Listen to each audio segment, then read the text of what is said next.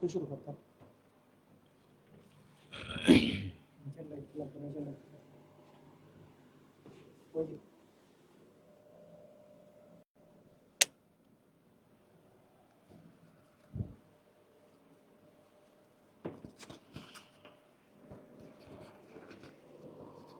এটা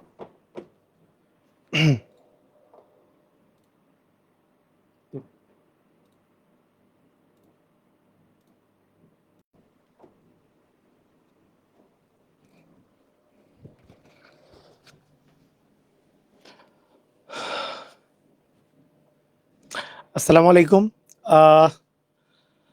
আজকে আরো একটা খুবই গুরুত্বপূর্ণ ক্লাসে আপনাদেরকে স্বাগতম। আজকের ক্লাসটা মূলত খুবই একটা ইম্পর্টেন্ট টপিকের উপরে হবে, সাধারণ জ্ঞানের উপরে। সাধারণ জ্ঞানের খুবই ইম্পর্টেন্ট একটা টপিক, সেটা দেখতেই পাচ্ছেন আমাদের ফাতিন স্যার নেবেন। এবং আমাদের যে প্রাইমারি এবং শিক্ষক নিবন্ধনের যারা টিচাররা আছেন, আমি সহ বাকি 3 জন যারা আছি, আমি মাঝে মধ্যেই লাইভে আছি এবং লাইভে ক্লাস নেই। আর তার সাথে সাথে গতকালকে সুমন স্যার ক্লাস নিয়েছেন, ইংলিশ ক্লাস। আজকে জিকে ক্লাস নিচ্ছেন আমাদের শ্রদ্ধেয় ফাতিন স্যার। তিনি আজকে সংবিধানের উপর পড়াবেন। তো আপনারা হয়তোবা সবাই জানেন যে আগামী 12ই জুলাই থেকে আমাদের খুবই স্পেশাল একটা কোর্স শুরু হচ্ছে, সেটা হচ্ছে প্রাইমারি এবং শিক্ষক নিবন্ধন। এর জন্য স্পেশাল একটা কোর্স, বাংলা, ইংরাজি, সাধারণ জ্ঞান, গণিত, এই পুরা পোর্শন পুরা চারটাই আমাদের কমপ্লিট করার জন্য একটা কোর্স। এবং এই কোর্সে ভর্তি হওয়ার জন্য আপনারা মোটামুটি ওয়েবসাইটে গিয়ে ভর্তি হইতে পারেন। এমপিবিআন ওয়েবসাইট, MPBIAN লিখে সার্চ দিয়েও ভর্তি হইতে পারেন, অথবা 0132082084 এই নাম্বারটাতে কল দিয়েও ভর্তি হতে পারেন। আপনারা বিস্তারিত জানতে ওই যে 0132082084 এই নাম্বারটাতে কল দিতে পারেন। এইটা একটা আমরা পিন করে রাখতেছি, একটা কমেন্টে পিনের মধ্যে পিন করা কমেন্টে আপনারা দেখতে পাবেন সবকিছু। তো আমি ফাতিন স্যারকে আমন্ত্রণ জানাচ্ছি আজকের ক্লাসটা শুরু করার জন্য। আর খুবই ইম্পর্টেন্ট আজকের ক্লাস, এবং আজকে সম্ভবত পড়ানো হবে আপনাদের সংবিধান আর বাংলাদেশের ম্যাপ নিয়ে। খুবই ইম্পর্টেন্ট, কিন্তু সবাই মনোযোগ দিয়ে ক্লাসটা করেন।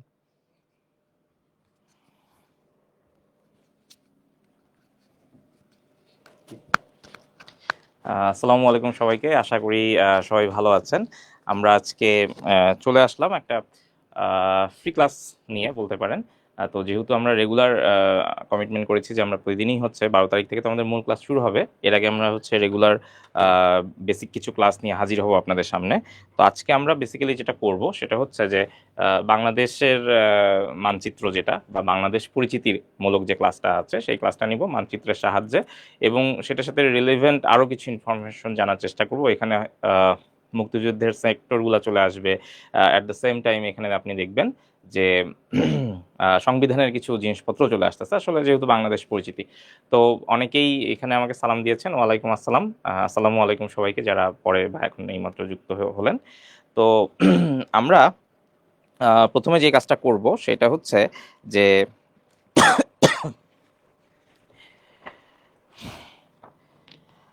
আমরা যদি একটু যাই, আমরা দেখেন এখানে একটা ম্যাপের মতো দেখতে পাচ্ছি, নিশ্চয়ই আপনারা বুঝতে পারতেছেন যে এখানে যে ম্যাপটা আছে।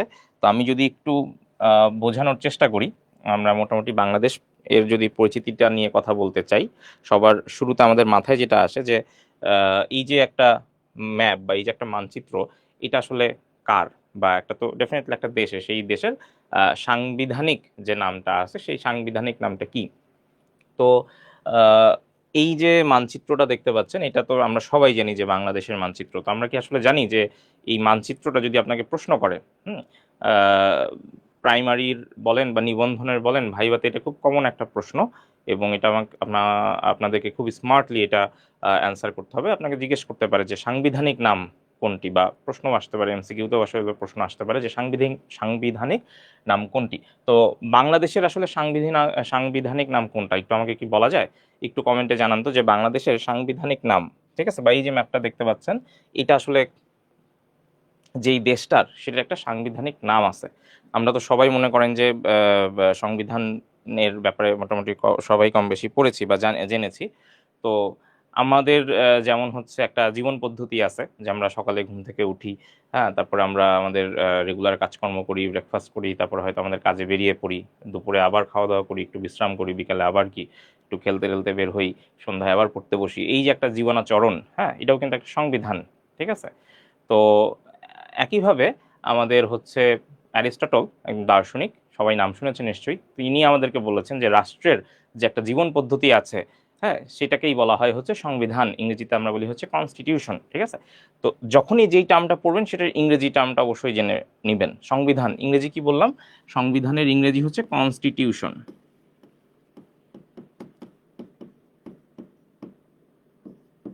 আচ্ছা, তো কনস্টিটিউশন বাংলা হচ্ছে সংবিধান। থ্যাংক ইউ, অনেকে অ্যান্সার করেছেন। সাইফুল, নাসিম, সুফিয়া, সাদিয়া, অনেকে অ্যান্সার করেছেন। Very good. বাংলাদেশের সাংবিধানিক নাম হচ্ছে গণপ্রজাতন্ত্রী বাংলাদেশ। ভেরি গুড, গণপ্রজাতন্ত্রী বাংলাদেশ। আচ্ছা, তো আমি গত ক্লাসে কিন্তু বলেছিলাম, সুমন স্যারের ক্লাসটাতে কিন্তু আমি বলেছিলাম যে ইভেন অনেকে আপনারা প্রশ্ন করেছেন যে এই কোর্সটা করলে আসলে রিটেন কভার হবে কিনা, কিংবা 11 থেকে 20 বা 10ম গ্রেডের চাকরির পরীক্ষাগুলোর প্রিপারেশন কভার হবে কিনা।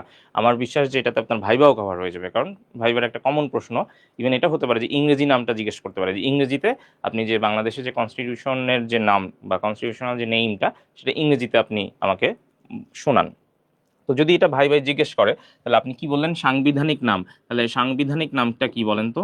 সাংবিধানিক নাম, সাংবিধানিক নাম আপনি বললেন গণপ্রজাতন্ত্রী বাংলাদেশ। এটা তো আমরা একটু আগেই লিখছি।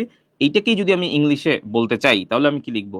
আমরা তখন বলবো the People's Republic of Bangladesh. The People's Republic of Bangladesh. ঠিক আছে? ওই যে 10ম বলেন বা 11 থেকে 20তম গ্রেডের অনেক পরীক্ষায় আপনি দেখবেন এক কথায় উত্তর দাও টাইপ অনেক প্রশ্ন আসে। সুতরাং এই ধরনের প্রশ্নগুলো কিন্তু আপনাকে জানতে হবে ভাইবার জন্য, এগুলো কিন্তু খুবই গুরুত্বপূর্ণ। আচ্ছা, হ্যাঁ, সৌরভী সূচি খুব চমৎকার একটা কথা বলেছেন যে constitution is the way of life the state has chosen for itself. আচ্ছা, ভেরি গুড। হ্যাঁ, ওটাই আমি বাংলায় আর কি সামারি করে দিয়েছি আপনাকে। এখন এই যে বিষয়টা হচ্ছে যে একটা দেশের নাম কি হবে, একটা দেশ তো হইলো, একটা দেশ জন্মগ্রহণ করলো বা মুক্তিযুদ্ধের পরে আমাদের যে ইতিহাস আছে, তো তখন অনেকজন মিলে একটা চিন্তা করলো যে আচ্ছা, এই যে আমরা একটা বিজয় অর্জন করলাম বা কিছু একটা হইলো, আমাদের তাহলে স্বাধীনতা দিবস কবে হবে, আমাদের বিজয় দিবস কবে হবে, আমাদের এই দেশের নাম কি হবে, সীমানা কি হবে, এইরকম জিনিসপত্র নিয়ে আসলে প্রায় বেশ কিছু মানুষের একটা কমিটি বা একটা টিম আসলে তখন কি করলো, আচ্ছা, ঠিক আছে, তখন তারা হচ্ছে কি একটা কমিটি ফরমেশন করে বা একটা বডি ফরমেশন করে তারা হচ্ছে বেশ কিছু সিদ্ধান্ত নেয়। তো প্রথম সিদ্ধান্তটা কি ছিল? প্রথম সিদ্ধান্তটা হচ্ছে, বা তারা এই যে একটা মানে ওই যে বললাম না যে কনস্টিটিউশনটা কি একটা জীবন পদ্ধতি, রাষ্ট্রের জীবন পদ্ধতি, রাষ্ট্র কিভাবে চলবে, তো এই যে বাংলাদেশ রাষ্ট্র কিভাবে চলবে, এইটার জন্য তখন যেটা হয়, তখন আমরা প্রথমে একটা কি করলাম, আমরা তার নাম দিলাম। ঠিক আছে? 1 নম্বরে আমরা কি পাইলাম? তার হচ্ছে নাম দিলাম। তো নামটা তো আমরা জেনে গেছি, নামটা তো আমরা মোটামুটি সবাই জানছি। তো এরপরে তারা সিদ্ধান্ত নিল, আচ্ছা নাম তো হয়ে গেল, তাহলে সীমানা কি হবে? সীমানা কি হবে? তো তখন সিদ্ধান্ত হয় যে 1971 খ্রিস্টাব্দের 26শে মার্চের অব্যবহিত পূর্বে যে সীমানা আছে, অথবা পরবর্তীতে আইনের দ্বারা নির্ধারিত যে সীমানা, সেটাই হবে বাংলাদেশের সীমানা। সুতরাং এইটা একটা বিষয় আপনি মনে রাখবেন যে 1971 খ্রিস্টাব্দের 26শে মার্চ অব্যবহিত পূর্বে বাংলাদেশের যে সীমানা আছে সেটা অ্যাট দ্য সেম টাইম কি, অ্যাট দ্য সেম টাইম হচ্ছে যে পরবর্তীতে সীমানা আইনের দ্বারা নির্ধারিত যে সীমানা আমরা পাবো সেটা হবে কি বাংলাদেশের সীমানা। সুতরাং দেখেন, প্রথমে আমি কি করলাম, বাংলাদেশের একটা নাম দিলাম, একটা দেশ আছে, সেই দেশটাকে একটা সুন্দর নাম দিতে হবে, আমি দিলাম। 2 নম্বরে কি? সীমানা। সীমানা আমি জেনে গেলাম যে সীমানা কিভাবে নির্ধারণ হবে। ঠিক আছে? 3 নম্বরে কি আসতে পারে বলেন তো? 3 নম্বরে কি আসতে পারে? 3 নম্বরে যাওয়ার আগে তো যেটা হইল যে যারা এই যে সংবিধান প্রণয়ন কমিটিতে ছিল বা যারা হচ্ছে এই খসড়া নিয়ে কাজ করছিলেন, তারা যেটা চিন্তা করলেন যে আসলে আমার তো এখানে প্রজাতন্ত্র যেটা প্রজাতন্ত্র চালানোর জন্য বা এই রাষ্ট্রযন্ত্র চালানোর জন্য আমার কি লাগবে? একটা রাষ্ট্র ধর্ম লাগবে। তো তখন তারা এই যে 2 নম্বরেই পরবর্তীতে 2-এর ক একটা, মানে 2 নম্বর অনুচ্ছেদের মধ্যে বা 2 নম্বর পয়েন্টের মধ্যে তারা একটা কথা বললেন যে রাষ্ট্র ধর্ম হইতে হবে ইসলাম, কিন্তু অন্যান্য ধর্মের মানুষজনও কি সম অধিকার সমমর্যাদা নিয়ে বসবাস করতে পারবে। ঠিক আছে, তো রাষ্ট্র ধর্ম কি হয়ে গেল? ইসলাম। ঠিক আছে, আচ্ছা তাহলে নাম হইলো, সীমানা হইলো, রাষ্ট্রধর্ম যেহেতু মেজরিটি মুসলিম মেজরিটি, তো রাষ্ট্রধর্ম হইলো। এরপরে যেটা আসে সেটা হচ্ছে ভাষা, যে এই দেশের মানুষ কোন ভাষায় কথা বলবে। পরবর্তীতে আমরা কি পাইলাম? আমরা 3 নম্বর পয়েন্টে আরেকটা বিষয় বিষয় নিয়ে কথা বললাম, সেটা হচ্ছে রাষ্ট্রভাষা কি হবে। তো তখন আমরা দেখলাম যে রাষ্ট্রভাষা হবে হচ্ছে বাংলা। ঠিক আছে, রাষ্ট্রভাষা হইল কি?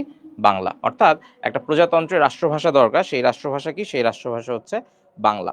ঠিক আছে, পরবর্তীতে আমরা চিন্তা করলাম যে আর কি কি লাগে এরকম, বলেন তো। পরবর্তীতে আমরা চিন্তা করলাম যে আমাদের আরো এরকম কয়েকটা জিনিস লাগবে। সেটা কি? সেটা হচ্ছে যে নেক্সট আমরা যে জিনিসটা পাই সেটা হলো, আমরা চিন্তা করলাম যে আমার তো তাহলে একটা কি লাগে, জাতীয় সঙ্গীত লাগে। তাহলে জাতীয় সঙ্গীত তখন আমরা সিলেক্ট করলাম জাতীয় সঙ্গীত সিলেক্ট করলাম। সেটা কি? জাতীয় সঙ্গীত সিলেক্ট করলাম কি, যে আমাদের আমার সোনার বাংলা, অর্থাৎ রবীন্দ্রনাথ ঠাকুরের যে লেখা, সেইটার কি প্রথম 10 চরণ। ঠিক আছে, জাতীয় সঙ্গীত কি হবে? আমার সোনার বাংলা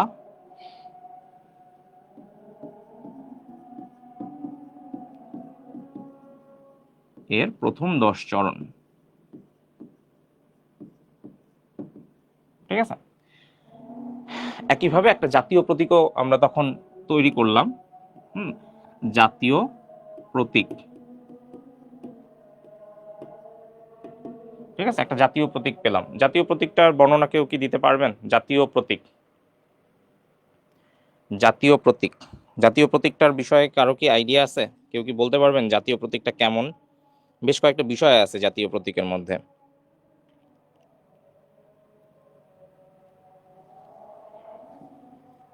তো জাতীয় প্রতীকের এই জায়গাটা আমি একটু খালি রাখতেছি আপনাদের জন্য, আপনারা একটু চিন্তা ভাবনা করবেন।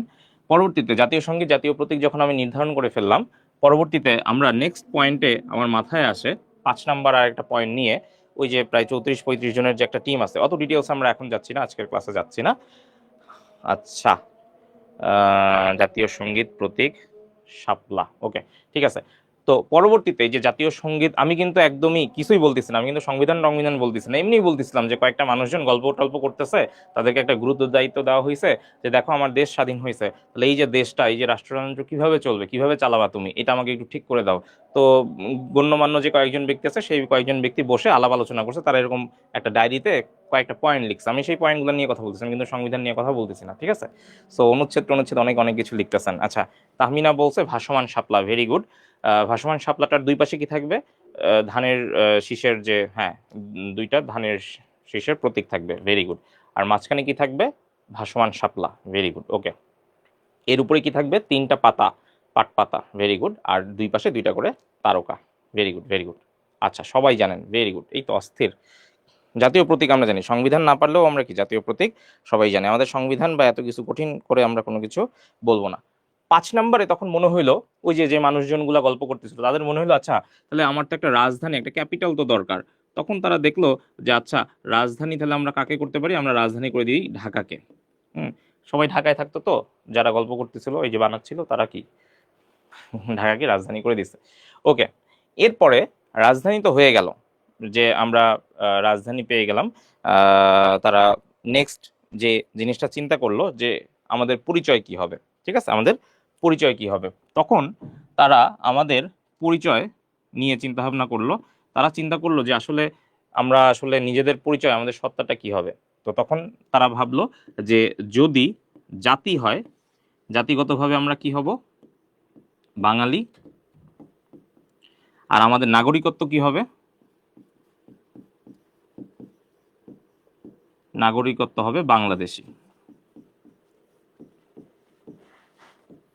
ঠিক আছে, ওকে।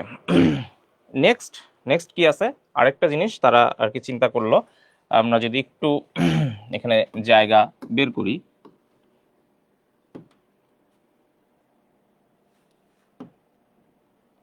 আচ্ছা নেক্সট আমরা যে জিনিসটা ইয়া করব সেটা হইল যে 7 নাম্বার যে পয়েন্ট, আমরা নতুন একটা পেজে যাই, সমস্যা নেই। তো পরবর্তীতে তারা যেটা ভাবলো, পরবর্তীতে তারা যেটা পাইলো সেটা হচ্ছে কি, 7 নম্বরে তারা যে জিনিসটা পাইলো সেটা হইলো, তারা চিন্তা করলো যে আসলে এখানে দুইটা জিনিস আমাকে এনশিওর করতে হবে। নতুন একটা দেশ, সুতরাং এই নতুন দেশে আমাকে আসলে কি করতে হবে, জনগণকে প্রপার ইয়া দিতে হবে, ক্ষমতা দিতে হবে, ঠিক আছে। তো তখন তারা বলল, তারা 7 নম্বরে গিয়ে বলল যে দেখেন, ক্ষমতার উৎস হবে কে, সকল ক্ষমতার, প্রজাতন্ত্রের সকল ক্ষমতার উৎস হবে কে, জনগণ, ঠিক আছে। প্রজাতন্ত্রের সকল ক্ষমতার উৎস হবে কে, জনগণ। এবং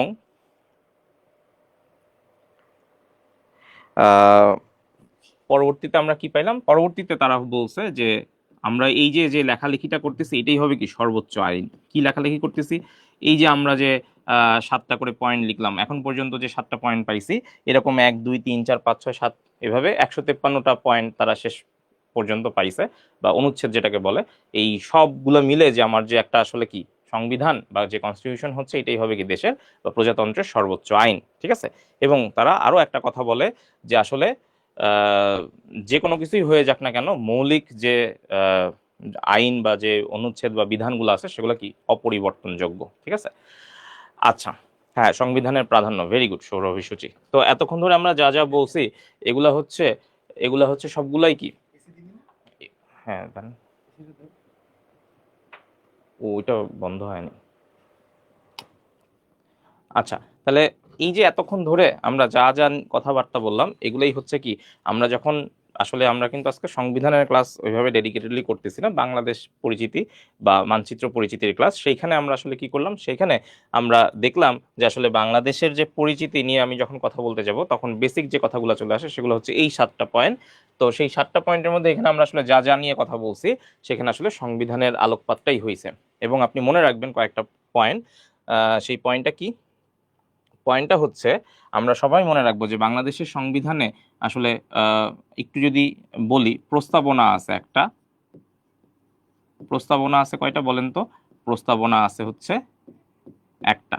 বলেন তো তফসিল আছে কয়টা, এগুলো নিয়ে কিন্তু আমরা ডিটেলস পড়বো, ঠিক আছে, আজকে যে সামারি করতেছি। তফসিল আছে কয়টা, 7টা। বলেন তো অধ্যায় বা ভাগ আছে কয়টা, অধ্যায় বা ভাগ আছে কয়টা, 11টা। বলেন তো অনুচ্ছেদ কয়টা আছে, অনুচ্ছেদ আছে হচ্ছে 153টা, ঠিক আছে। তাহলে এই যে 11টা অধ্যায় বা ভাগ, এর মধ্যে প্রথম অধ্যায় কোনটা, এর মধ্যে প্রথম অধ্যায় কোনটা, এর মধ্যে প্রথম অধ্যায়ই হচ্ছে যে আসলে প্রজাতন্ত্র, অর্থাৎ আমার পুরা বেসিক যে কথাগুলা, ঠিক আছে। তাহলে বলেন তো প্রজাতন্ত্রের নাম কি, প্রথম অধ্যায়ের আন্ডারে এই 7টা পয়েন্ট আছে, প্রথম অধ্যায়ের আন্ডারে এই 7টা অনুচ্ছেদ আছে। প্রথম ভাগ, এটার নাম হচ্ছে কি, আমরা মোটামুটি সবাই জানি যে প্রথম ভাগ, প্রথম ভাগ কি, প্রজাতন্ত্র, ঠিক আছে। প্রথম ভাগের নাম কি, প্রজাতন্ত্র। প্রথম অধ্যায়ের নাম কি, প্রজাতন্ত্র, ঠিক আছে। এই প্রজাতন্ত্রের আন্ডারে অনুচ্ছেদ আছে টোটাল কয়টা, 7টা। টোটাল কয়টা আছে, 7টা আছে, ঠিক আছে। টোটাল কয়টা আছে, 7টা আছে। তো এগুলো আসলে পড়তে পড়তে আমাদের মাথায় মোটামুটি গেঁথে যাবে, ঠিক আছে।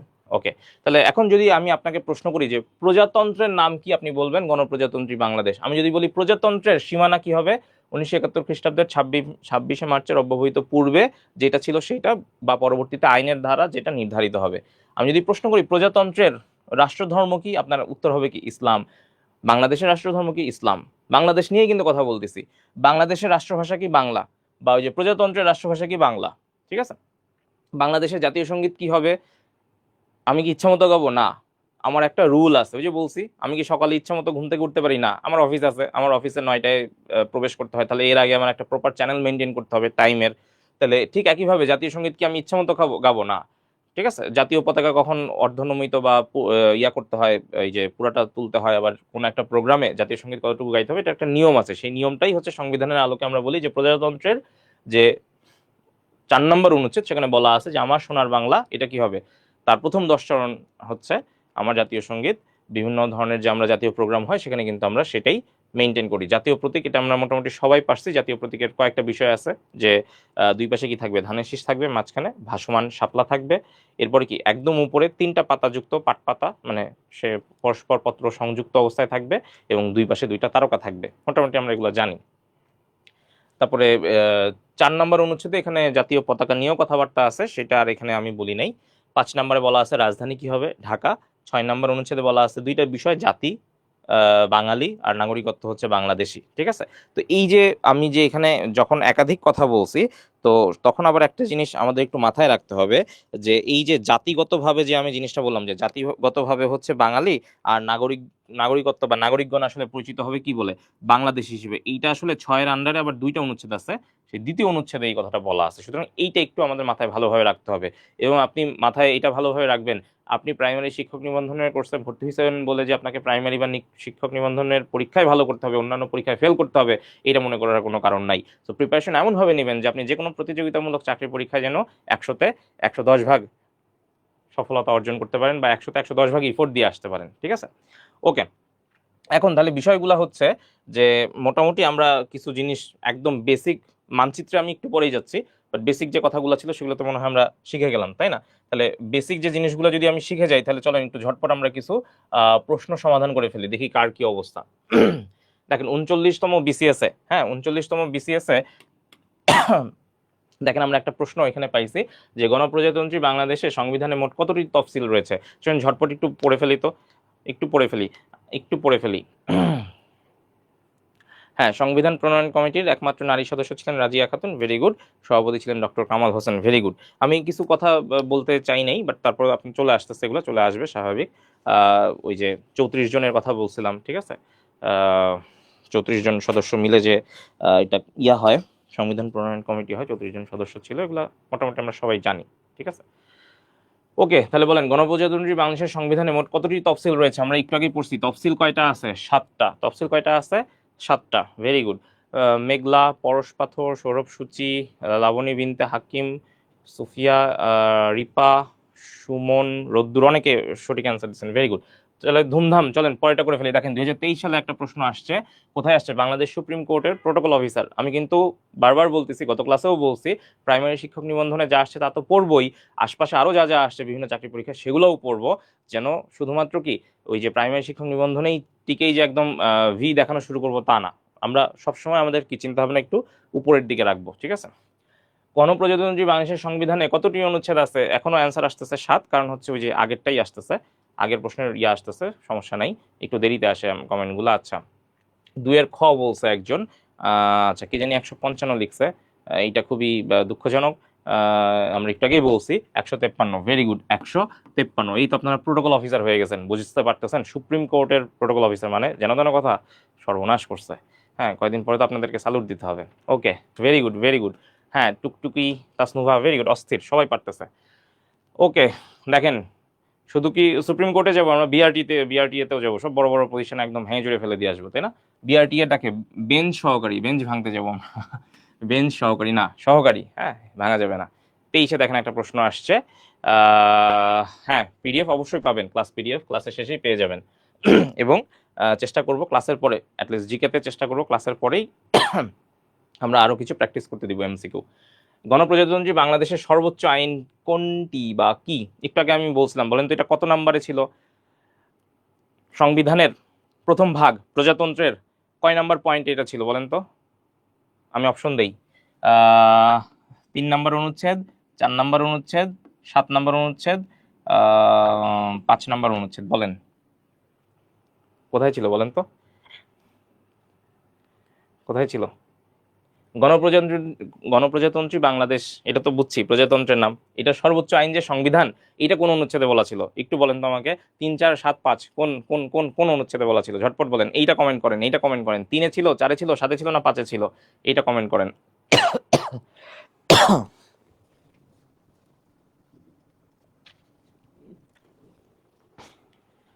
কমেন্ট করেন, 3, 4, 7, 5। 4 নাম্বার, ভেরি গুড, 4 নাম্বার। মেঘলা পোদ্দার বলছে 4 নাম্বার, বাকি অনেকেই বলতেছে 7 নাম্বার। আচ্ছা, সাইফ জান্নাত বলছে 7, ভেরি গুড। ওকে, আসেন আমরা একটু পিছনের স্লাইডে যাই, একটু পিছনের স্লাইডে যাই। তো এই যে দেখেন এখানে কি লিখছি, 7 নম্বরে গিয়ে কি লিখছি, সকল ক্ষমতার উৎসকে, প্রজাতন্ত্রের সকল ক্ষমতার উৎসকে জনগণ। এবং এই যে প্রজাতন্ত্র চলবে কেমনে, সর্বোচ্চ আইন কি, সর্বোচ্চ আইন হচ্ছে সংবিধান। সর্বোচ্চ আইন কি, সর্বোচ্চ আইন হচ্ছে সংবিধান। তাহলে এইটাকে আমরা বলি হচ্ছে ওই যে 7-এর 2-এ এইটা বলা আছে, 7-এর 2-এ দুইটাই বলা আছে এক্স্যাক্টলি, মানে 7-এর 2 আসলে দুইটাই বলা আছে। কি বলা আছে, প্রশ্ন যদি আরো স্পেসিফাই করেন, আরো যদি স্পেসিফিক্যালি আপনাকে জিজ্ঞেস করে, ভাইবার জন্য এগুলো গুরুত্বপূর্ণ, রিটেনে যত ইনফরমেশন দিবেন, যত রিটেনে এইভাবে স্পেসিফাই করে বলে দিবেন যে 7-এর 2 সংবিধানের প্রথম ভাগ প্রজাতন্ত্র এর 7 নং অনুচ্ছেদের 2 নং ধারায় বলা আছে কি যে প্রজাতন্ত্রের সকল ক্ষমতার উৎস জনগণ এবং সর্বোচ্চ আইন হবে কি সংবিধান, তাহলে 7-এর 2। তাহলে আমি আসলে কি জানতে চাইছিলাম আপনার কাছে, আমি আসলে জানতে চাইছিলাম যে এইটা অ্যান্সার, তো এটা আমরা সবাই বুঝছি, অ্যান্সার যে এটা, এটা তো আমরা সবাই বুঝছি, এটা সবাই অ্যান্সার করতে পারছি। হ্যাঁ, যে গণপ্রজাতন্ত্রী বাংলাদেশের সংবিধানই হচ্ছে বাংলাদেশের সর্বোচ্চ আইন, বাট এটা কোথায় আছে, এটা আছে হচ্ছে 7-এর 2 নং, 7-এর 2 যে অনুচ্ছেদ বা ধারা যেটাই বলি। হ্যাঁ, very good engineer Morshed Rabiul Islam, very good very good. Okay, ঝটপট চলেন দেখেন, পরিবেশ অধিদপ্তরের গবেষণাগার সহকারী, ঠিক আছে, 23 সালে আসা একটা প্রশ্ন, পরিবেশ অধিদপ্তর এর মানে বিভিন্ন জায়গায় যে প্রশ্নগুলো আসতেছে সেগুলো আর আপনার আলাদা করে বই কিনে আপনার কিন্তু সলভ করতে হবে না। যে পরিবেশ অধিদপ্তরের পরীক্ষার আগে আপনারা কি করেন, বই কেনেন, খাদ্য অধিদপ্তরের পরীক্ষা হয় তার আগে কি করেন, খাদ্য অধিদপ্তরের জন্য স্পেশাল বই কেনেন। তো এত থরে থরে বই না কিনে, হ্যাঁ, আপনার বুক সেলফ ভারী না করে, পাহাড় সম পরিমাণ চাপ না নিয়ে আপনি আমাদের ক্লাসগুলো করবেন, মোটামুটি সব দেখবেন এখানে কভার হয়ে যাবে। বাংলাদেশের সংবিধানে কয়টি ভাগ আছে একটু বলেন তো, কঠিন একটা প্রশ্ন, ঠিক আছে, এই প্রশ্ন কি পারা সম্ভব, এই প্রশ্ন তো ক্লাস না করলে করা সম্ভবই না, না? আরে আল্লাহ, সবাই পারতেছে, 5-এর সি, ভেরি গুড। হ্যাঁ, দেখছেন কত সহজ প্রশ্ন আসে, কয়টা আছে, কয়টা আছে ভাগ, 11টা, কয়টা আছে ভাগ 11টা, ভেরি গুড। ওকে, ঠিক আছে, চলেন ঝটপট পরেরটা, 45তম বিসিএস, একদম গরম গরম রিসেন্ট বিসিএস আসা প্রশ্ন। প্রজাতন্ত্রের রাষ্ট্রভাষা বাংলা কথাটি সংবিধানের কোন অনুচ্ছেদে বলা আছে, কোন অনুচ্ছেদে বলা আছে রাষ্ট্রভাষা যে বাংলা হবে, বাংলা লিখতে দেখেন এখানে কয়টা অক্ষর লাগছে বলেন তো, বাংলা লিখতে যে কয়টা অক্ষর লাগছে অনুচ্ছেদ সেই কয় নাম্বার হবে, ঠিক আছে, বাংলা লিখতে যে কয়টা অক্ষর লাগছে অনুচ্ছেদও কি সেইটাই হবে। 45তম বিসিএস এ আসা প্রশ্ন, একটু আমাকে বলেন যে এটা আসলে কি হবে, কি হবে, কি হবে, কি হবে, ঝটপট। হ্যাঁ, very good very good, Rajib, Fardin, Fardina, sorry Fardina, আচ্ছা, অনুচ্ছেদ 3 বাংলা। হ্যাঁ, বাংলা, বাংলা কত, কয়টা অক্ষর লাগে, 3টা। হ্যাঁ, সো অনুচ্ছেদ কত হবে, 3, ঠিক আছে, চুরিবিদ্যা মহাবিদ্যা যদি না পড়ে ধরা, তাই না? ওকে ওকে, ভেরি গুড। আর সেরা সেরা, হাসিব আমলা, হাসিব আমলা অনেকদিন পর ওনাকে ক্লাস করতে দেখছি। ওকে, রুবেল, হ্যাঁ, ভেরি গুড। সংবিধানের কোন অনুচ্ছেদ অনুযায়ী বাংলাদেশের নাগরিকগণ বাংলাদেশী বলিয়া পরিচিত হইবেন? দেখেন, স্বাভাবিকভাবেই আমি যখনই আপনাকে ধরে ধরে পড়াচ্ছি যে 7-এর 2, 6-এর 1, 5-এর 2, 5-এর 1, তখন আপনি বলবেন যে এই মানে এটা কি মানে আর একটু অ্যাডভান্স কোশ্চেন কিনা, না অ্যাডভান্স কোশ্চেন না, এগুলাই পরীক্ষায় আসে। আমি কিন্তু আবারও বলতেছি, গত ক্লাসে আমি কিন্তু বলছি যে সবার আগে আমরা বিসিএস কে টার্গেট করব, মানে বিসিএস এর প্রশ্ন সলভ করব, not BCS K target, BCS এর প্রশ্ন সলভ করব, বাট মানে অ্যাপার্ট ফ্রম জোকস, মানে আসলে বিসিএস কে টার্গেট করলেও কিন্তু ভালো আপনাদের জন্য। আপনি যদি টার্গেট করেন, আপনি পরীক্ষায় 100 মার্কের প্রিপারেশন নিয়ে যদি আপনি পরীক্ষায় অবতীর্ণ হন, আপনি কিন্তু ইজিলি 80 অ্যান্সার করতে পারবেন। বাট আপনার পরীক্ষায় প্রিপারেশন যদি থাকে 80 মার্কের, আপনি বলেন তো 80 মার্কের প্রিপারেশন নিয়ে পরীক্ষা গেলে কি আপনি 80 অ্যান্সার করতে পারবেন? না, পারবেন না, হইতে পারে 50, 60, কপাল ভালো হলে 70-75। এই জন্য আপনার যদি টার্গেট বিসিএস বা আরও নবম গ্রেডের অ্যাটলিস্ট চাকরির পরীক্ষা হয়, বা অ্যাটলিস্ট 10ম গ্রেড হয়, তাহলে এগুলো আপনার জন্য একদম পান্তা ভাত হয়ে যাবে, ঠিক আছে।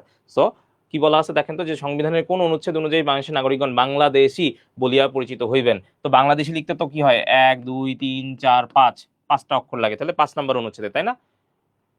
কিন্তু 5 নম্বর তো অপশনেই নেই, এইটা তো আর কমন পড়লো না, তাহলে কি হবে বলেন? 6-এর 2, ভেরি গুড ভেরি গুড। আমরা একটু আগেই কিন্তু শিখছি যে জাতি হিসেবে কি বাঙালি, আর নাগরিক হিসেবে আমরা কি পরিচয় দেই, বাংলাদেশি, ঠিক আছে। কোথায় ছিল এটা, 6-এর 2 নং অনুচ্ছেদে, ঠিক আছে। তো যেটা আসে সেটা একটু আপনার জানতে হবে, ঠিক আছে। কখনো আসে নাই বলে যে আসবে না, এটাও যেমন মানে বলা ঠিক না, আবার এত ডিটেলস বা এত কঠিন প্রশ্ন প্রাইমারি তো এত করবে না, এইটা বলাও ভুল। হ্যাঁ, কারণ এখন আপনি দেখবেন প্রাইমারি বা অন্যান্য বিভিন্ন জায়গার যেগুলো আগে খুব মানে সাদা মাটা প্রশ্ন আসতো, এখন কিন্তু স্ট্যান্ডার্ড প্রশ্ন করে, কারণ এখন অনার্স মাস্টার সবাই এই পরীক্ষাগুলোতে আবেদন করে, জাস্ট বিকজ অফ এখন চাকরিগুলো একটু লুক্রেটিভ হয়েছে এবং জব সিকিউরিটি একটা ইম্পর্টেন্ট ইস্যু, সামাজিক স্বীকৃতি তো আছেই। নেক্সট, কোন অনুচ্ছেদ বলে বাংলাদেশ সংবিধানের মৌলিক বিধানবলী পরিবর্তনযোগ্য নয়? 41 বিসিএস আসছে, ঠিক আছে। বিসিএস আসা মানে এটা বিভিন্ন পরীক্ষায় কিন্তু রিপিট হবে, ঠিক আছে। চলেন তো এটা একটু দেখে ফেলি হয় কিনা। কোন অনুচ্ছেদ বলে বাংলাদেশ সংবিধানের মৌলিক বিধানবলী পরিবর্তনযোগ্য নয়? দেখেন তো কোন অনুচ্ছেদ বলে বাংলাদেশের সংবিধানের মৌলিক বিধানাবলী পরিবর্তনযোগ্য নয়। এটাও কিন্তু আমি একটু আগে কথায় কথায় বলতেছিলাম, কথায় কথায় আপনাদেরকে বলতেছিলাম। এটা কোথায় আছে বলেন তো? অনুচ্ছেদ 7-এর আন্ডারে দুইটা আবার ধারা আছে, একটা হচ্ছে ক এবং একটা খ। তো সর্বশেষ যেইটা সেখানেই কিন্তু বলছে সংবিধান কখন পরিবর্তন করা যাবে, কখন যাবে না।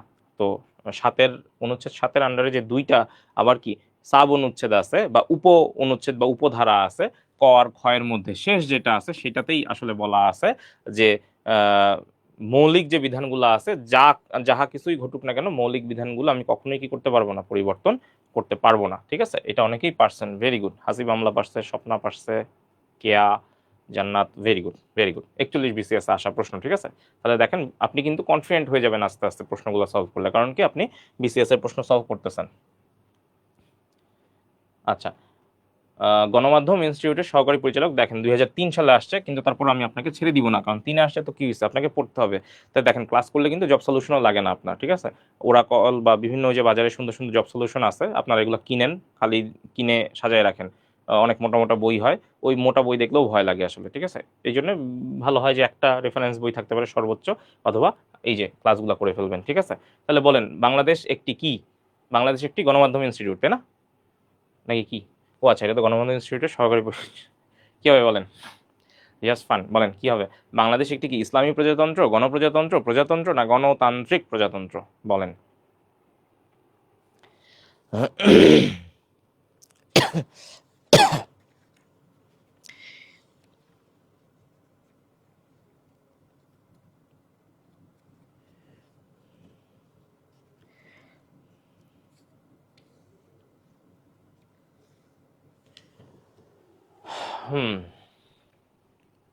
গণপ্রজাতন্ত্র, ভেরি গুড।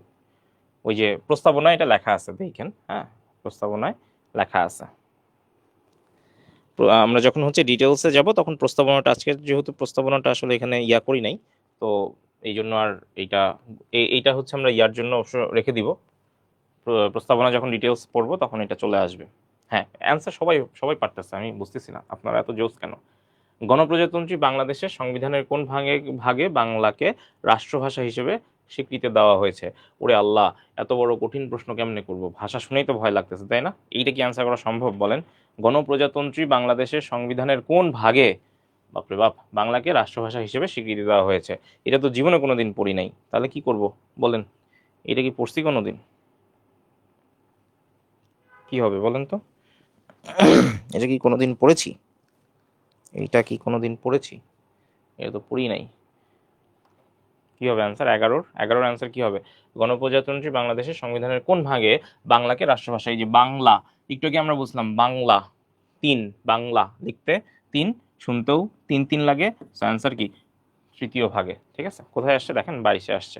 এটা কিন্তু একদমই অন্যরকম ভাবে আসছে, দ্বিতীয় ভাগে।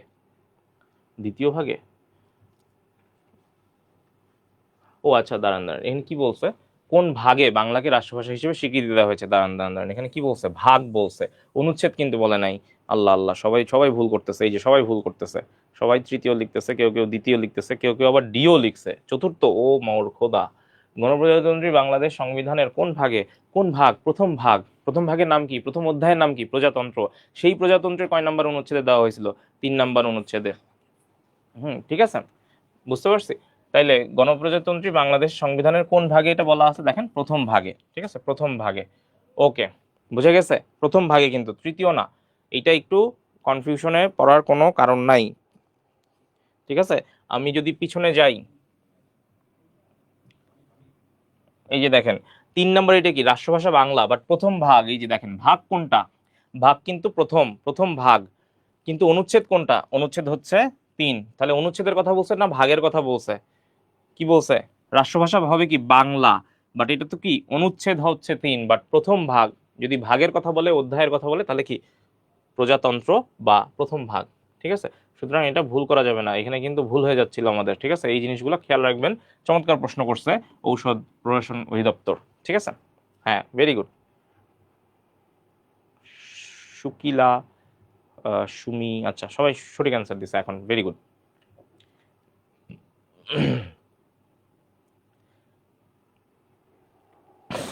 এটাও একটা চমৎকার প্রশ্ন।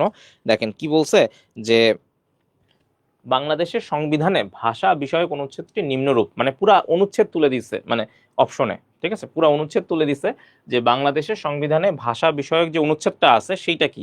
অর্থাৎ আমরা একটু আগে যেটা শিখলাম যে ওই যে রাষ্ট্রভাষা হবে বাংলা, কোন ভাগে আছে? প্রথম ভাগে। অর্থাৎ সংবিধান নামে যে বইটা আছে সেই বইয়ের কোন অধ্যায়ে আছে?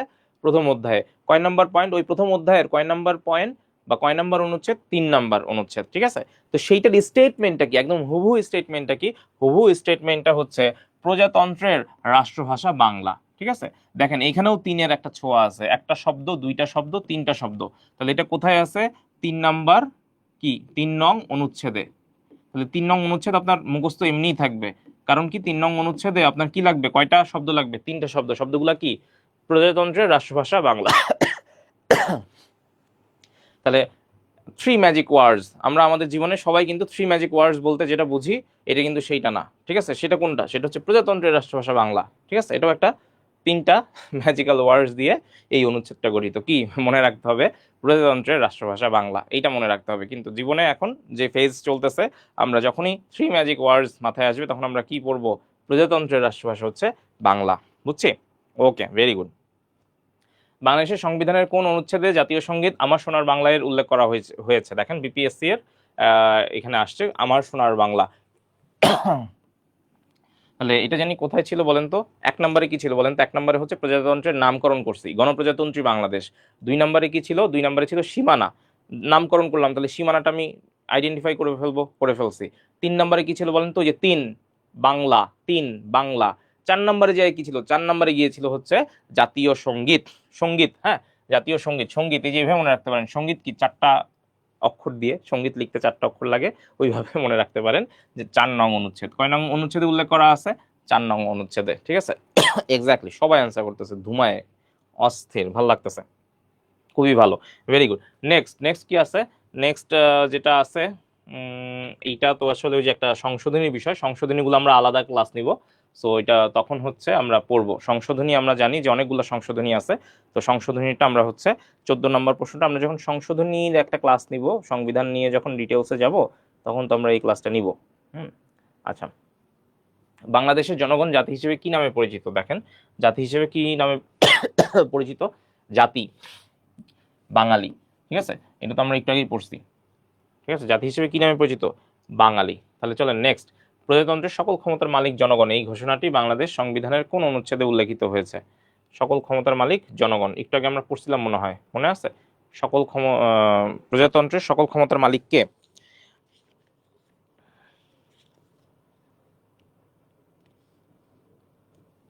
এটা আমরা একটু আগে ছিল মনে হয় আমাদের এখানে।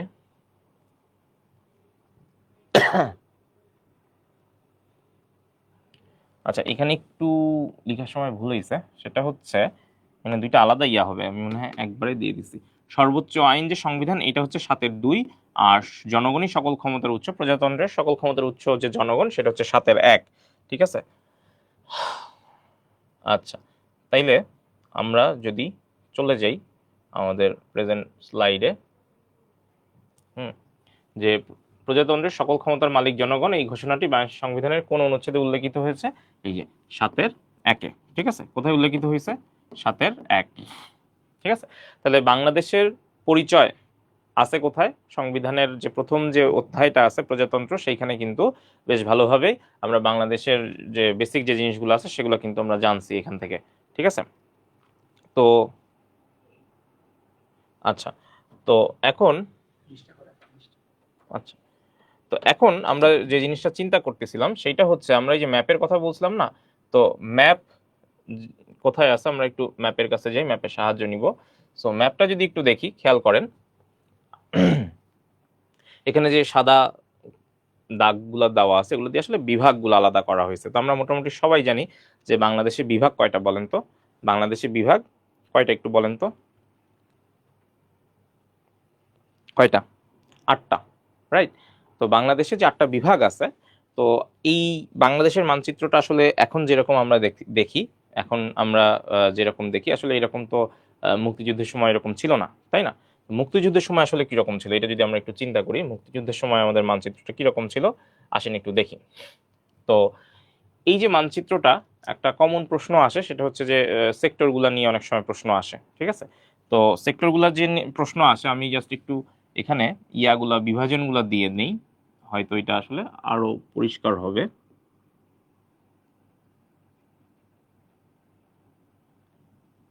তো এই মানচিত্রটার সাহায্যেই আসলে সেক্টরগুলা ভাগ করা হয়েছিল, ঠিক আছে? সেক্টরগুলা ভাগ করা হয়েছিল।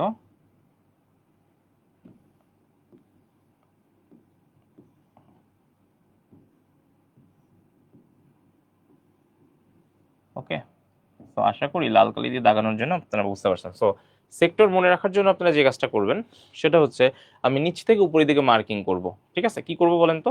নিচ থেকে উপরের দিকে মার্কিং করব। আমি এইটাকে নামকরণ করব 1, ঠিক আছে?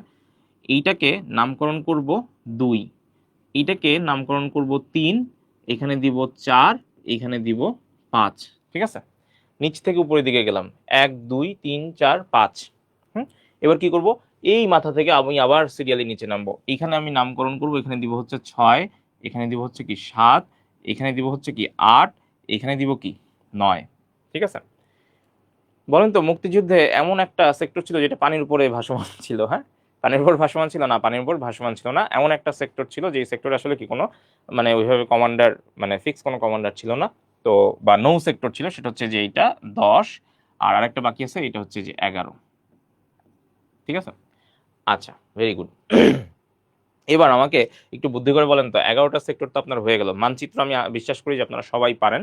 রিটেনের প্রিপারেশন যদি আপনারা অনেকে যারা নিচ্ছেন তারা একটু চিন্তা করেন, মানচিত্র সবাই আঁকতে পারেন। তো যদি কখনো সেক্টর বা এই ধরনের কোনো কিছু হেল্প নিতে হয়, আপনি কি করবেন, নিচ থেকে উপরের দিকে যাবেন বামে, আর এদিকে কি বামে না, আপনাদের কি হবে, আপনাদের ডানে নিচ থেকে উপরে যাবেন, আর আপনাদের বামে উপর থেকে নিচে মার্কিং করবেন। তো বাকি যে দুইটা থাকবে 10 আর 11 মার্কিং হয়ে যাবেন, ঠিক আছে? খুব ইজি কিন্তু। আচ্ছা, এখন বলেন তো 1 নম্বর সেক্টর, এই 1 নম্বর সেক্টরে আসলে কোন এলাকা আছে আপনার কি মনে হয়? বলেন তো এইখানে আমরা যদি নর্মালি বর্তমান সিনারিও চিন্তা করি, এইখানে আসলে কোন বিভাগ অবস্থিত বলেন তো? কোন বিভাগ অবস্থিত? ডেফিনেটলি আপনি বুঝতেছেন যে এখানে আসলে কোন বিভাগ অবস্থিত। চট্টগ্রাম বিভাগ, রাইট? তাহলে যদি প্রশ্ন করে যে 1 নং সেক্টরের আন্ডারে কোন কোন এলাকা আছে, আপনি কি বলবেন? চট্টগ্রাম বা পার্বত্য চট্টগ্রামের এলাকা বিশেষ, তাই না? হ্যাঁ, very good. Chattogram, very good. তাহলে 1 নং সেক্টরে কারা কারা আছে বলেন তো? অহনা, ভানু, আচ্ছা এরা রাইট অ্যান্সার দিছে, ভেরি গুড। না, 1 নং সেক্টরে অহনা ভানু এরা নাই। 1 নং সেক্টরে আসলে কি আছে? চট্টগ্রাম এবং পার্বত্য চট্টগ্রাম, এই অঞ্চলগুলা। আচ্ছা, তারা সঠিক অ্যান্সার দিচ্ছে, ইমতিয়াজ, শিমু, পরশ পাথর, ভেরি গুড। আচ্ছা, 2 নম্বর যে সেক্টরটা আছে, দেখেন 2 নম্বর যে সেক্টরটা আছে, একটু বুদ্ধি করে বলেন তো, চট্টগ্রাম সংলগ্ন যে এলাকাটা, এই এলাকায় কে কে থাকতে পারে? কে কে থাকতে পারে একটু বলেন তো? হ্যাঁ, 2 হচ্ছে এখানে আছে কে? 2, 2 আসলে ঢাকা, শুধু যে ঢাকা তা না। 2 নম্বরে আসলে আমি যদি মোটা দাগে বলতে চাই, শুধু ঢাকা বললে হবে না, বাট আমি লিখতেছি আপাতত এই দিকটায় আসলে লিখলাম ঢাকা। 2 নম্বর সেক্টরে বেসিক্যালি কে কে আছে বলেন তো? 2 নম্বর সেক্টরের কথা যদি আমি একটু চিন্তা করি, 2 নম্বর সেক্টরে আমার এখানে অনেকেই আছে। 2 নম্বর সেক্টরে আছে নোয়াখালী, তারপরে আছে কুমিল্লা, আর ঢাকা ফরিদপুরেরও কিছু অংশ আছে, ঠিক আছে? মানে ঢাকা আর কি ফরিদপুর, মানে ম্যাপ দেখলেই আসলে কিন্তু জিনিসগুলো অনেকটা ক্লিয়ার হয়ে যায়, ঠিক আছে? আচ্ছা, এইবার 3 নম্বরে যান। 3 নম্বর যে এলাকাটা কি মনে হচ্ছে? 3 4 5 এগুলো সব কি আহ সিলেট বা এই যে এই জায়গাটা, আমরা মোটামুটি কিন্তু জানি এখানে কে আছে। ওই যে বললাম না 8টা বিভাগ, 8টা বিভাগের মধ্যে এখানে তো চট্টগ্রাম বিভাগ আছে, এই মাঝখানে ঢাকা বিভাগ আছে, আর এখানে কে আছে? এখানেই হচ্ছে 2015 সালে একটা নতুন বিভাগ হয় বাংলাদেশে। 2015 সালে একটা নতুন বিভাগ হয়, সেই বিভাগটাই আসলে কি এইখানে আছে। 2015 সালে বলেন তো বাংলাদেশের 8ম বিভাগ হিসেবে কে প্রতিষ্ঠা লাভ করে? কোন বিভাগটা প্রতিষ্ঠা লাভ করে? এখানে 2015 সালে বাংলাদেশের 8ম বিভাগ হিসেবে যাকে আর কি আমরা কি পাই, সেই বিভাগটা এই এলাকায় অবস্থিত, অর্থাৎ 11 নং সেক্টরের দিকে অবস্থিত। বলেন তো সেটা কোনটা? ময়মনসিংহ। Very good. হ্যাঁ, তো 3, 4, 5 এই এলাকাগুলো আপনার কাছে কিন্তু মনে হবে যে সিলেট বা ময়মনসিংহ এর একটু আহ, মানে কোল সংলগ্ন, তাই না? তো 3 নং যে সেক্টরটা আছে, হ্যাঁ, সিলেটের পূর্ব অংশ। Very good. এটা কি অ্যান্সার দিল? আচ্ছা, যেই দিছে 3 নাম্বার যেটা আছে, 3 নাম্বারে বেসিক্যালি আসলে আপনি কি পাবেন? 3 নাম্বার যেটা আছে, 3 নাম্বারে আপনি দুইটা এলাকা পাবেন। 3 নং-এ আপনি দুইটা, 3 নং যে সেক্টর আছে সেই সেক্টরে আপনি দুইটা এলাকা পাবেন। একটা হচ্ছে কি সিলেট, আর একটা হচ্ছে ময়মনসিংহ।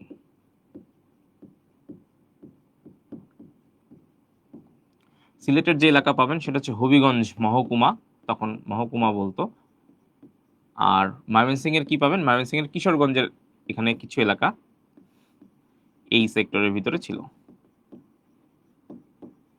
ঠিক আছে, ওকে। এইবার আমরা যদি যাই 4 নাম্বারে, তাহলে বলেন তো 4 নাম্বারটা কি? 4 নাম্বারে কি কোনোভাবে ময়মনসিংহ আসার সম্ভাবনা আছে? না। 4 নাম্বার আসলে কি পুরোটাই কি সিলেট। 4 নাম্বার পুরোটাই কি সিলেট। ঠিক আছে, 4 নাম্বার পুরোটাই কি সিলেট। তো সিলেট এর আসলে এটা যদি আমি চিন্তা করি, এটা যদি ম্যাপ হয়, সবসময় ম্যাপে একটা নর্থ সাইন থাকে। আমরা যারা আহ, আহ, আর কি আমরা যারা ইঞ্জিনিয়ারিং স্টুডেন্ট সবাই আমরা জানি যে একটা ম্যাপে অবশ্যই একটা নর্থ সাইন থাকে। তো আপনারা যারা রিটেনে পরীক্ষা টরীক্ষা দিবেন তারাও এটা মাথায় রাখবেন। এখানে যদিও নর্থ সাইনটা দেওয়া নাই, এটাকে বলে হয় লিজেন। মানে আমি ম্যাপটা যে আঁকছি, ম্যাপে আসলে কি বুঝাইছি সেগুলা বুঝায়। কোনটা হচ্ছে সেক্টর বাউন্ডারি, কোনটা ইন্টারন্যাশনাল বাউন্ডারি, সেটা হচ্ছে ওখানে দেখেন পরিচয় দেওয়া আছে। একই সাথে এখানে ম্যাপে একটা নর্থ সাইন লাগে, যে নর্থ আসলে কোন দিকে সেটা বোঝানোর জন্য। এটা না দিলে কিন্তু ঝামেলা। ঠিক আছে, এই হলো আমার নর্থ সাইন। 4 নাম্বারে আছে কি? 4 নাম্বারে আছে হচ্ছে সিলেটের পূর্বাঞ্চল।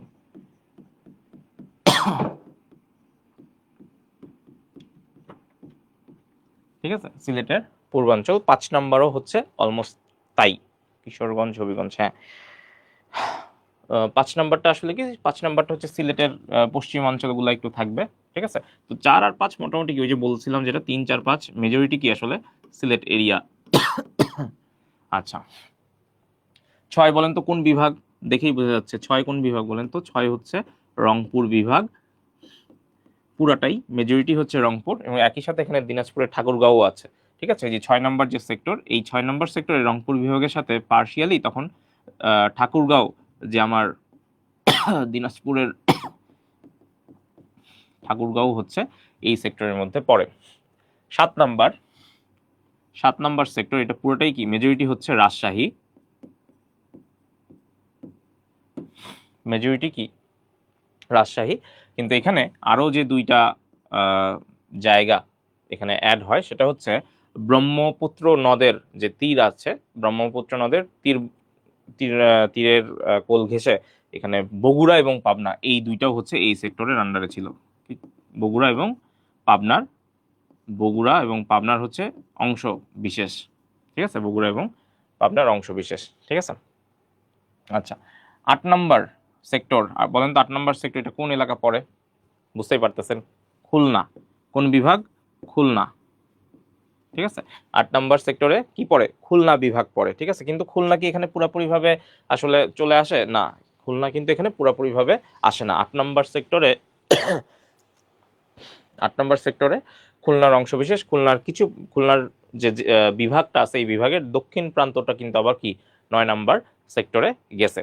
এবং 9 নাম্বার সেক্টরে পুরান একটা বিভাগ, খুলনা ছাড়াও পুরা নতুন আর একটা বিভাগ, নতুন না সরি, পুরাতন একটা বিভাগ। সেটা হচ্ছে কি বলেন তো? 9 নাম্বারে খুলনার দক্ষিণ অংশ ছাড়াও এদিকে আরো একটা বড় বিভাগ আছে, যেটা হচ্ছে 9 নাম্বার সেক্টরে ছিল। নামটা একটু বলি তো, কমেন্ট করে একটু জানান তো।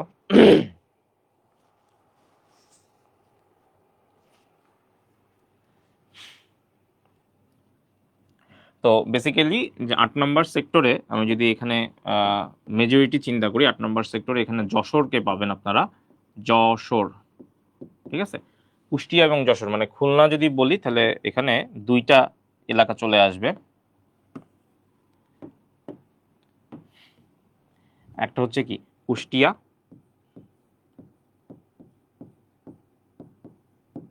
আর একটা কি যশোর। তাহলে 8 নাম্বার সেক্টরে খুলনা বিভাগ বলতে এখানে আসলে মেজরলি দুইটা এলাকা বোঝায়, একটা হচ্ছে কি কুষ্টিয়া আর একটা হচ্ছে যশোর। তো প্রশ্ন যদি করে স্বাভাবিকভাবে প্রাইমারির বা শিক্ষক নিবন্ধনের ভাইভাগুলোতে এই প্রশ্নগুলো বেশি করবে, যার যে এলাকা সেই এলাকা জিজ্ঞেস করবে যে কত নাম্বার সেক্টরে আপনি ছিলেন। 9 নাম্বার যদি আমি চিন্তা করি, 9 নাম্বারে কি খুলনার দক্ষিণ অংশ, এখানে মেজরিটি আর একটা বড় বিভাগ আছে, বড় বিভাগ না আসলে একটা গোটা বিভাগ আছে, গোটা বিভাগ আছে, সেটা হচ্ছে কি যে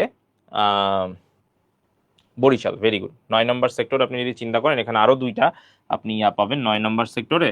বরিশাল তো আছেই, বরিশাল আর কি পটুয়াখালী।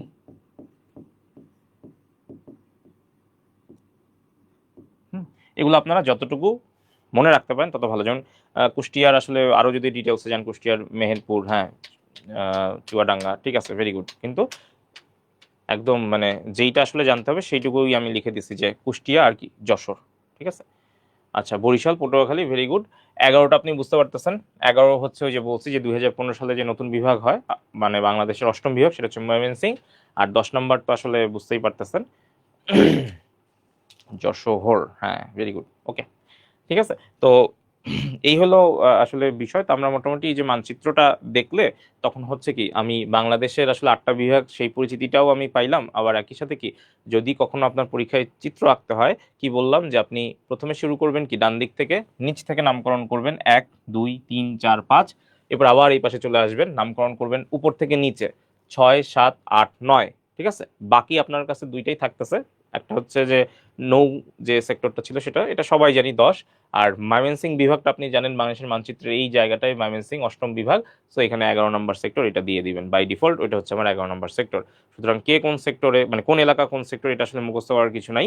নেক্সট আমরা আরো কি করব, নেক্সট এই যে এগুলার কোন সেক্টরে কারা কারা কমান্ডার ছিলেন, কারা দায়িত্বে ছিলেন, সেই জিনিসগুলো আমরা জানবো। মনে রাখবেন যে 3 4 5 এই তিনটা সেক্টরেই সবসময় কি একজন করে সেক্টর কমান্ডার ছিলেন, বাকি সবগুলোতেই 2জন করে ছিলেন, ঠিক আছে। তো আজকের জন্য এই পর্যন্তই। হোপফুলি আমরা আসলে আজকে প্রায় বেশ কিছু এমসিকিউ সলভ করছি, বাংলাদেশ পরিচিতির পড়তে গিয়ে সংবিধানের নলেজও পাইছি, আবার বাংলাদেশের মানচিত্র দেখতে গিয়ে দেখেন মুক্তিযুদ্ধের সেক্টরও চলে আসছে। তো আসলে বেসিক কাজ হচ্ছে কি লিঙ্ক করে পড়া, ঠিক আছে। আপনি যত লিঙ্ক করে পড়বেন, এইটাই যদি আপনি 3টা 4টা ক্লাসে পড়তেন, সংবিধানের একটা ক্লাস, মুক্তিযুদ্ধের সেক্টরের একটা ক্লাস, মানচিত্র পরিচিতি একটা ক্লাস, অনেক ভেজাল হয়ে যাইতো। লিঙ্ক করে পড়বেন, লিঙ্ক করে যত পড়বেন মাথায় পড়া তত গেঁথে যাবে, সিলেবাস ছোট হয়ে আসবে, এবং কি আপনার পড়তেও ভালো লাগবে, এবং প্রিপারেশনটা এতটাই চমৎকার হবে যে আপনি কিন্তু কনফিডেন্স ফিল করবেন নিজের মধ্যে, ঠিক আছে। সো আপনি কিছু বলবেন? ওকে, ঠিক আছে। তাহলে যারা এখনো ভর্তি হন নাই তারা ভর্তি হয়ে যেতে পারেন। আমাদের উপরে আপনারা নাম্বার দেখতে পাচ্ছেন, এই নাম্বারে আপনারা কল করে ভর্তি হতে পারবেন যারা সরাসরি ভর্তি হতে চান। আদারওয়াইজ আমাদের সেম নাম্বারের সেম স্লাইডেই দেখেন নাম্বারের উপর একটা ওয়েবসাইটের নাম বলা আছে mpbian.com। এই mpbian.com-এ গিয়ে আপনি সরাসরি ওয়েবসাইটে ভর্তি হতে পারবেন ঘরে বসে, কোনো প্রকার হ্যাসেল ছাড়া। সো ওখানে আপনারা চাইলে ভর্তি হতে পারেন ওয়েবসাইটে গিয়ে। তো 12 জুলাই থেকে আমাদের রেগুলার ক্লাস শুরু হবে। এর আগে আমরা প্রতিদিন লাইভে কিছু বেসিক ক্লাস নিব।